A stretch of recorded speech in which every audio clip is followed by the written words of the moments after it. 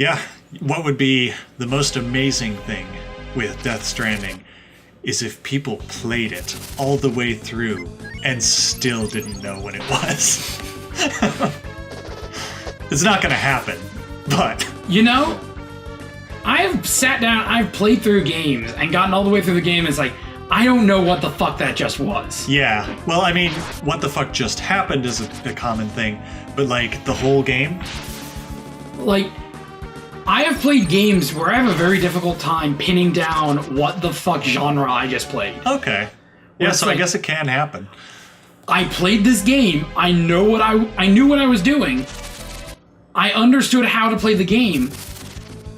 What I just played, I don't know, and may require a new word for it. Like, yes, you can call Katamari Damacy a puzzle game. Yeah. That's not really doing it justice. Nope. Or like Brutal Legend, aka the Jack Black experience.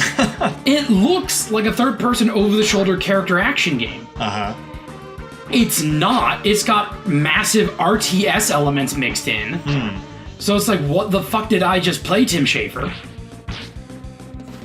Yeah. Like, a lot of people pan that game, and I feel like it's the marketing's fault. Because nothing in the marketing brought up the RTS elements. Right. Yeah, I don't know anything about Brutal Legend. It's fun, quirky, and weird, but I feel like it suffers from the Psychonauts problem. Which is? Everything is stellar except the gameplay. Oh, okay. Yeah, that makes sense. Like, Brutal Legend is built on a third-person action-adventure engine. Uh-huh. With very minor, like, baby's first character action gameplay controls. But there's also an RTS element, and from, like, the halfway point on, you're commanding armies. But you're also, like, going down and being there in the middle of the fray. Oh. So you're having to command armies and do RTS shit while down on the ground, like going around doing character action shit. That is a really neat idea. It is, but the trouble is... It's hard as fuck. Those two genres don't mesh easily. Yeah. So the solution was make them both very easy. Yeah, that makes sense, because they would have to be. They would be so hard to divide your attention, because both of those are things that require massive amounts of attention. Yeah. And, like, parts of it you feel like you want to play like a Muso, but the game isn't designed to be a Muso, so you don't have the crowd control of a Muso. Yeah, a Muso actually would fit really well with that sort of thing, because you get the mini-map and all that shit, you can see what's going on. Like, if the controls were more like, hey, you have a Muso moveset, for boss fights it goes full character action. Yeah. And you have this RTS going on around it. That could work, but it was missing that Muso element. Right. And I feel like that was the Tim Schafer part of the game, because it was a Double Fine production. And the trouble is, Tim Schafer has a lot of really good ideas, but every time he sits down to make a game, his roots as a point-and-click guy really show through. Okay. Where things don't seem to go all the way mechanically. Like, there are some good ideas, but there's stuff where somebody who cut their teeth on something other than point-and-clicks would have immediately recognized as, like, this doesn't work. Yeah. Like, the entire ending level of Psychonauts. The fucking meat circus. Everybody points to that as one of the most memorable levels ever. Yeah, you want to know why it's so memorably frustrating? Because the entire game is a timed rising water escort mission. Yeah, that's not fun. No! I love Psychonauts. I've never beaten Psychonauts because I can't stand that level. There are some really awesome level design in that game. Yeah. But then you get to that one, and there's this snot-nosed idiot brat that's one of the character's inner child. Oh, no. You need to protect. So first off... so he's annoying, too? He's not even likable. Oh, fuck. But you need to protect him. And how it goes is you're climbing up these ladders in this meat circus, which is a neat concept. I love the visuals of the meat circus. Yeah. But you're climbing up these ladders, and there are all these platforms, and the bottom is filling up with shit. Not literal shit, but just... Stuff. instant death, and you need to constantly be moving up. But each time you get to a platform, enemies spawn, you need to beat all of the enemies for the ladder to drop. And both you and the fuckwit have a health bar, and you have no way of healing him. Oh no. Yeah! Oh, that's terrible. Yeah! Ugh. Fuck the meat circus! Yeah. Okay, those are some serious issues. Yeah! There's a reason why everyone points to the meat circus. Well, they usually point to it as one of the most traumatizing levels in any game they've ever played. Like that kind of thing. It's usually in top 10 lists as like scariest levels in games that aren't scary. Like that kind of thing. There's a lot of fucked up shit in Meat Circus. There's a lot to deal with and kind of unbox. Because the whole game is psychological by its nature. Yeah. And it looks cartoonish, but every now and again you get some real psychology going on. Yeah. And some like real baggage and real depth to unpack. And yeah, there's some of that going on in this level. But I couldn't get to that because of the fucking escort. Yeah, the gameplay ruined the story. It's like, I don't want to rescue this person anymore. Yeah. I don't want to save them. Yeah, we're tired of this. Fuck this. This is awful. And that shines through on every single fuck, I have just now forgotten his name. Tim Schafer. Tim Schafer, yeah. Every single Tim Schafer game that isn't a point and click, there's one of these weird, like, I see what your idea was, but it doesn't work. Yeah, there's a sticking point here. Like, a lot about Brutal Legend I love. And I think it's awesome.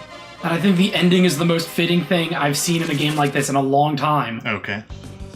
Where, like, not going into a lot of spoilers, the main character's a roadie. Okay. And so at the end, someone else gets all the credit for everything he just did. Oh, no. And he is perfectly fine with it. Because he's like, I'm a roadie. I'm not for the spotlight. Yeah. I'm not the hero. I'm the guy that makes sure everything else works. Yeah. And it's like, that's an awesome... That is an awesome character moment. Yeah. Yeah, that sounds pretty nice. It also has the... Like, it came out when fucking everyone was using Dragon Force through the Fire and the Flames. Oh, yeah. Its use of it is by far my favorite. Okay. You're driving this souped-up road wagon. Right. Like, the kind of stuff you see on, like, tattoos and shit. Yeah. Through this glam metal pleasure palace as it's exploding. And it's just, get out of here. And if you're going full throttle the whole way through and you hit all the boosts, when you get to the end of the solo, when everything just goes off at once, that's when you go crashing through the dome. That's cool. And it just all works. It's like, that's cool. Perfectly timed. Fantastic. And the last thing I'm going to say about that is this one piece of trivia. Where Dio, like the Rockstar Dio, yeah, was originally slated to be the villain. Oh. And then Tim Curry happened to be hanging around at some point, and like, hey Tim, can you come in and read a couple lines for us? And he's like, sure. And he comes in and it's like, okay, Dio, we're gonna have to find something else for you to do. Tim Curry is just too perfect as the creepy S&M demon. Beautiful. I mean, why wouldn't they think of Tim Curry first? I don't know. I think they want to do old rock stars. Oh, yeah. And then, like, for some reason he was hanging around and they saw him and they're like, Tim Curry, are you busy?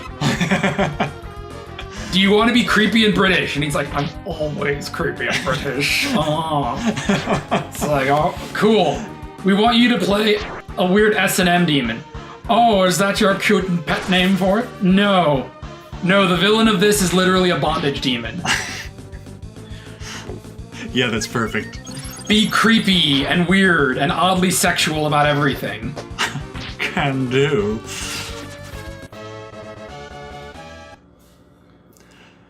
Yeah.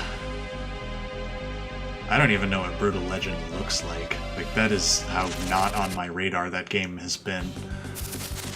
Like, I recommend people to check it out. I don't fault anyone for not liking it, because it is this weird mix that doesn't work. Yeah.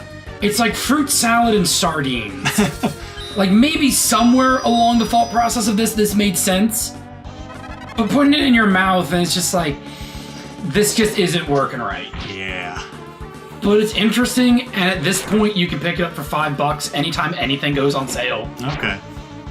And it's worth a look. It's a Steam thing? Like, you can get it on Steam? You can get it on Steam, you can get it on digital on different consoles. Okay. Like, it's Double Fine, so, like, Double Fine isn't going anywhere. Mm-hmm. Behold my elemental damage that doesn't actually do any extra elemental damage. Woo! That was the thing that blew me the most when you were talking about this. Like, the fucking elemental rock, paper, scissors doesn't work. Yeah. Yeah, one of the most basic things in any given RPG. That said, I don't think it works in Final Fantasy 1 either. But that's also an NES game. That's an NES game and was Slapdash. Yeah.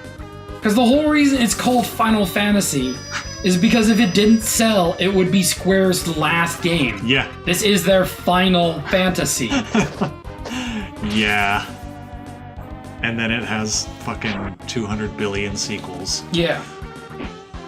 Okay. There's Final Fantasy 1, Uh-huh. 2, Yeah. 3, Yeah. 4, Yeah. for the after years, Uh-huh. 5, Yeah. 6, Yep. 7, Yeah. Crisis Core, Yep. Dirge of Dirge of Cerberus. Cerberus. Yep. Whatever the phone game with the Turks was. Yeah, I don't remember what that's called. And it's getting its remake. Uh-huh. 3 also got a remake. Yep. Uh, And then you had 8, 8. Yep. 9, Yep. 10, Yep. 10-2, Yep. 11, Yep. 11's various expansion packs. Yeah. Yeah, if you count those as separate games. 12, Uh-huh. 13. No, wait, you missed one. Oh, what I missed? Revenant Wings. Revenant Wings? Final Fantasy XII Revenant Wings was similar to 12, but it was on a Game Boy system. Oh. I think it was the DS. Oh, right. You're right. I forgot about that entirely. Yeah. You're right. Revenant Wings. Yeah. 13. Mm-hmm. 13-2. Yep. 13-3, the sequel no one asked for. Yep. 14. Yep. 14 A Realm Reborn. Yep. 15. Yep. Advanced. Yep. Advanced 2. Yep. Tactics. Yep. Are you gonna count all the remakes of the older ones? Because FF6 was on the Game Boy Advance. Final Fantasy IV had like 6 different types of remakes. Well, the reason I specifically pointed out the 3 remake is because it got fully remade in new graphics. Yeah, that's true. Well, same for 4. Okay. Yeah. So that also got that. Yep. Yeah. Legends 1, 2, and 3. Yeah, if you count Final Fantasy Legend, because those are actually Saga games. True. Chocobo Dungeon. Yeah. Chocobo Racer. Yep. Chocobo Kart Racer. Yep. Oh my god, there's so many. But we've got time. Theatre Rhythm. Uh-huh. Theatre Rhythm Encore. Yeah. I actually like those games. Those are fun. Okay. You have the fucking Dissidia 1 and 2. Dissidia 1, 2, and the new thing that just came out, which is the Dissidia Arena Brawler. Yep, that's true. Oh god. I just had another one. Do you count Kingdom Hearts? Sure, why not? We'll toss them in the pile. Okay, so that's Kingdom another Hearts, 7. Kingdom Hearts 2. Yeah, fucking Chain of Memories, Rebirth or something. Birth by Sleep. Yeah, Birth by Sleep. God, there's so many. 356 by whatever days. Yeah. The title I'm never going to remember straight. Yeah, I mean, I don't remember any of these because I only played like 3 of them.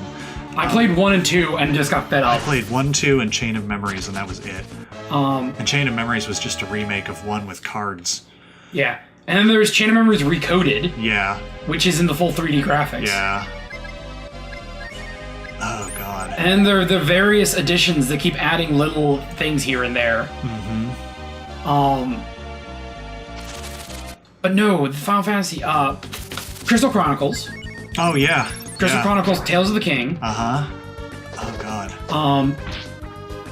Final Fantasy World, or whatever that cutesy thing is. Oh yeah, that one's out now. Jesus Christ. I mean, if you count Seiken Densetsu 1 as Final Fantasy Adventure, you got that in there. But that's really just Secret of Mana, the prequel.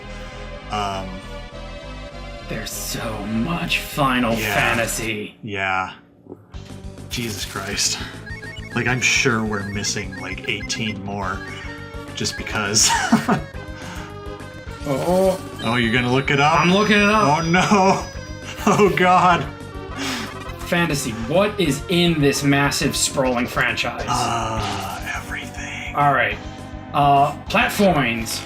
Android, Arcade, BlackBerry OS, Windows Phone, Mobile Phone, MSX. Oh, we didn't even say Tactics. Yeah, we did. Oh, did we? Okay. Yeah. 3DS, DS, Game Boy Advance, Nintendo Entertainment System, GameCube, iOS, Ouya. It was on the Ouya. Oh, God. PlayStation 1, 2, 3, 4, Portable, Vita, Super Nintendo, Wii, Windows, the Wonder Swan. It was on the Wonder Swan. Yup. Let's see here. Xbox, Xbone, and the 360. Yep. Alright, so main series. Uh-oh, I think we might have to cut this short. Shit. Shit's happening. Oh my god! Oh no, it's a town in the middle of infinity. Fucking what? Finally, the time is here. Hi. Oh, he dinged too. What is this? Oh, you dinging us? Yeah. Well, that's mighty neighborly of you. Who the fuck pinged me? At everyone. Oh, the light you radiate. You are no doubt the destined child. Who are you? The destined creep? Welcome, destined child. This is the Dragon Town, the home of the Dragon Clan, Dologany. Our destined child, we were waiting for you to come. Please go to the Elder. Oh, okay. Yeah, so here's the rest of the backstory. Hi. Our destined child, first we must bring... Yeah, thank God for bringing you here. And there is something you should know about your destiny. In the destiny of the Dragon Clan. We're all a bunch of fuckwits. That's just your bias speaking. Oh, we're gonna not use any of our powers in the middle of a war. That's the light dragons. Yeah, so they fought the goddess Myria and the world regained its peacefulness, so they're talking about BOF1 there. Everyone hoped those days would last forever, but... It turns out not using your powers fucked everything up. That it was here! Yep, see, we fucked it up. Mm-hmm. No, it actually wasn't their fault. Should've used our powers, we could've killed it pretty easy. They tried. So here's the deal. This actually makes sense why they didn't kill it. Okay. Like, just from a lore perspective, not from a way it works. It was something that the goddess left behind in this world. It was like a small scar. It may be called the seed of evil. It swallowed the people's fears, desperation, hatred, jealousy, and other negative feelings, and was growing from it. We realized that someday it would grow and become very powerful, and become the world's enemy. Okay. Well, we'll get to it. Dum, dum. Dum, dum. Right now, it just seems to be very lazily trying to cause a seizure. Yeah, the evil goddess left deep underground. That name was Deathaven. You guys are kind of shitty at giving things names, not gonna lie. So remember that tower from the very beginning of the game? Oh, yeah. That's where you are right now. Oh, neat. Yeah, even then we could not see or defeat Deathaven. It was too small. Reason is because it has no real shape. Okay. Oh, okay, this makes sense now. Yeah, in order to defeat Deathaven, we had no choice but to wait until he took shape. Okay. That makes sense. Yup. But no, this tower is what makes sense, because when you were talking about infinity, I was getting the impression of you going up infinity, not going down infinity. No, we've been going down the whole fucking time. Okay. Yeah. We are essentially descending into hell. That makes sense. Yeah. Also, kudos to this game for doing this, like, Midgard layers thing. Yeah. That's always a neat idea. Mm-hmm. And I feel like if you're doing fantasy, might as well do something weird like this. Hell yeah. Yeah, I really like the difference, like the technology and fantasy stuff that Breath of Fire puts in. We continued to wait until Deathaven took shape. The demon was growing and we had no choice but to wait until he went out into the human world.